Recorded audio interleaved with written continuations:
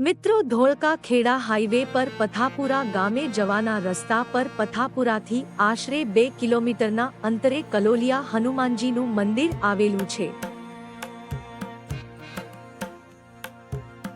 આ મંદિર ધોળકાથી 16 કિલોમીટરના અંતરે, રઢુ ગામથી 9 કિલોમીટરના અંતરે અને ખેડાથી 18 કિલોમીટરના અંતરે આવેલ છે।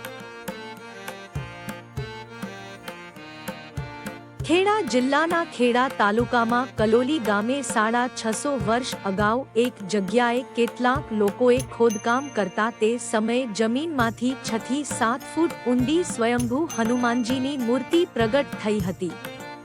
આ હનુમાન દાદાની મૂર્તિ પાંડવકાલીન હોવાનું મનાય છે। ત્યારબાદ ગ્રામજનોએ તે જગ્યાએ મંદિર બનાવીને તેની સ્થાપના કરવામાં આવી હતી, જે કલોલિયા હનુમાનજી તરીકે ઓળખાય છે, જેનો મહિમા આજે પણ જોવા મળે છે। અહીં બાજુમાં રામજી મંદિર તથા પ્રાણનાથ મહાદેવનું મંદિર પણ છે।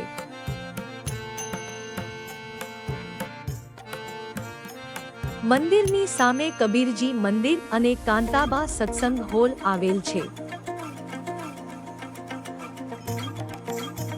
આ હોલમાં દર શનિવારે રામધૂન થાય છે।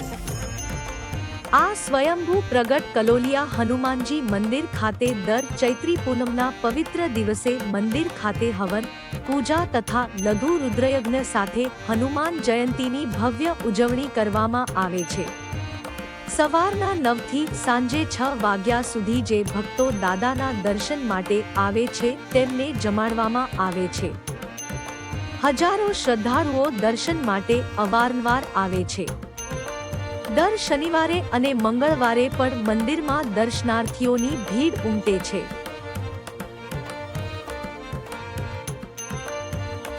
મંદિરના ટ્રસ્ટી અને આયોજક એવા પ્રવીણભાઈ પટેલે જણાવ્યા અનુસાર મોરબી, નેસડા, ગુંડાથી જીવાણી પરિવારના બાળકોની બાબરી ઉતારવાની હોય ત્યારે પહેલા અહીં દર્શન માટે આવે છે અને તેલનો ડબ્બો ચઢાવીને બાધા કરે પછી જ બાબરી પરિપૂર્ણ થાય છે।